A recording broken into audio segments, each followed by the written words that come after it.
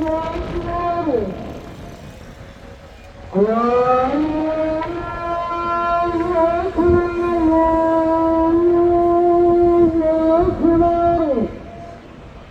এই রুমটা হচ্ছে পুরুষদের দ্বিতীয় তলার স্থান। ওটা হচ্ছে ঠিক মহিলা যেটা ইবাদতখানা, নামাজ পড়ার জায়গা, ওটার পাশে হচ্ছে সভাকক্ষ। এই জায়গার মধ্যে যে কোনো ধরনের সভা বা সেমিনার করা হয় মসজিদের প্রয়োজনীয়। আসসালামু আলাইকুম, ওয়েলকাম জানাচ্ছি আজকের ভিডিওতে। আমি এই মুহূর্তে দাঁড়িয়ে আছি পটিয়া উপজেলার নির্মিত পটিয়া মডেল মসজিদ এবং সাংস্কৃতিক সেন্টারের সামনে, যেটা নির্মাণের জন্য প্রায় 15 কোটি টাকা ব্যয় করা হয়েছিল। এই মডেল মসজিদটি অসাধারণ সুন্দর মডেল মসজিদটি। আমি আমার ভিডিওটার মাধ্যমে চেষ্টা করব মডেল মসজিদের আশেপাশে যা কিছু আছে বা মডেল মসজিদের ভিতরে ইসলামিক সেন্টার থেকে শুরু করে যা কিছু আছে আপনাদেরকে আমার ভিডিওটার মাধ্যমে দেখানোর জন্য। এবং অনেক বিষয় আছে যেগুলো নর্মালি সাধারণ মুসল্লিরা নামাজ পড়তে আসলে হয়তো ওনারা দেখতে পায় না। তারপর আমি চেষ্টা করব সেই বিষয়গুলা আমার ভিডিওটার মাধ্যমে আপনাদের সামনে উপস্থাপন করার জন্য। সো আজকের ভিডিওটা অবশ্যই ইন্টারেস্টিং হবে। যাদের এখনো সৌভাগ্য হয়নি মডেল মসজিদে এসে নামাজ পড়ার এবং মডেল মসজিদটা একবার ঘুরে দেখার, আমার ভিডিওটার মাধ্যমে আপনারা চাইলে সেটা দেখে নিতে পারবেন এবং অবশ্যই বেশি বেশি শেয়ার করবেন, যাতে যারা এখনো পর্যন্ত মডেল মসজিদের ভিতরে কি কি আছে সেই বিষয়গুলো এখনো যারা দেখেননি তারা যাতে দেখার সুযোগ পায়।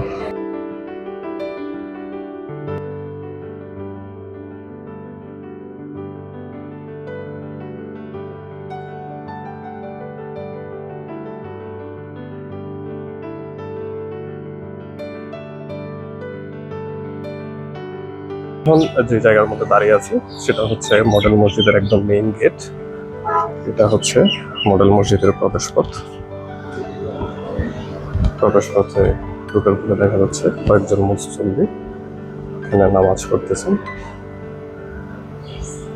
এটা হচ্ছে ভিতরের মেইন অংশ, যেখানে ইমাম সাহেব দাঁড়িয়ে নামাজ কালাম পড়ান সবাইকে। ভিতরে যে অংশটা ওইটাই। আমার ঠিক এই পাশে হচ্ছে পুরুষের উজুখানা। উজুখানাগুলো সাধারণ সুন্দর টাইলস দিয়ে করা এবং খুবই পরিষ্কার পরিচ্ছন্ন এই উজুখানাগুলো। এবং আমি যদি ঠিক আমার অপর পাশে গিয়ে দেখাই আপনাদের, কেন হচ্ছে জুতার একটা সেলফগুলো খুবই সুন্দর ইউনিক ডিজাইনের করা। এবং এই পাশে হচ্ছে পুরুষের উজুখানা।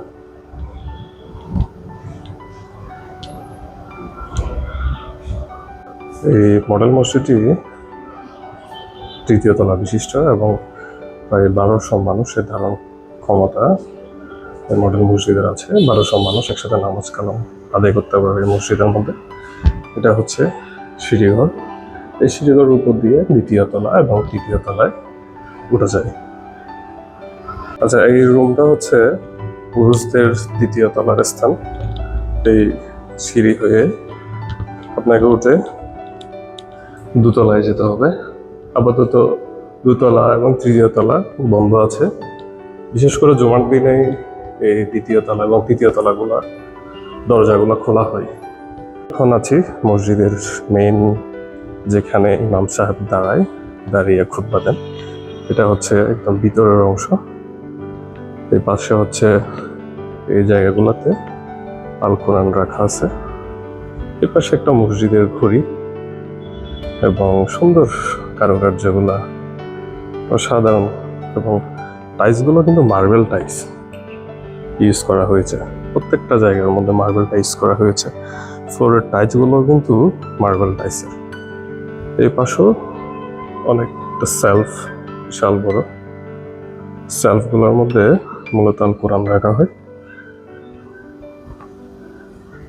অসাধারণ। এখন বের হয়ে আপনাদেরকে আরো কিছু জিনিস এই মডেল মসজিদে দেখাবো, যেগুলো নর্মালি খুব রেস্ট্রিকশন থাকে দেখানোর বিষয়ে। এটা হচ্ছে সভাকক্ষ। এই জায়গার মধ্যে যে কোনো ধরনের সভা বা সেমিনার করা হয় মসজিদের প্রয়োজনীয়। এটা হচ্ছে সভাকক্ষের রুম, অনেকগুলো চেয়ার রাখা আছে, মাঝখানে একটা টেবিল, এবং এই পাশে আরো কিছু রুম আছে।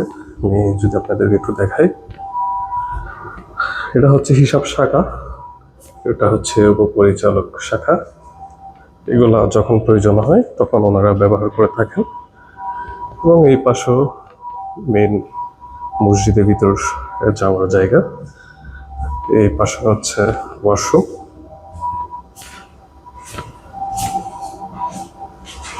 আচ্ছা, আমরা এখন এই পাশটা শেষ করে উপরের দিকে যাচ্ছি। এদিক দিয়ে হচ্ছে তৃতীয় তলা। তৃতীয় তলার মধ্যে মহিলাদের নামাজের স্থান আছে, এটা আপনাদেরকে একটু ঘুরে দেখাবো। উপরের এটা হচ্ছে তৃতীয় তলা।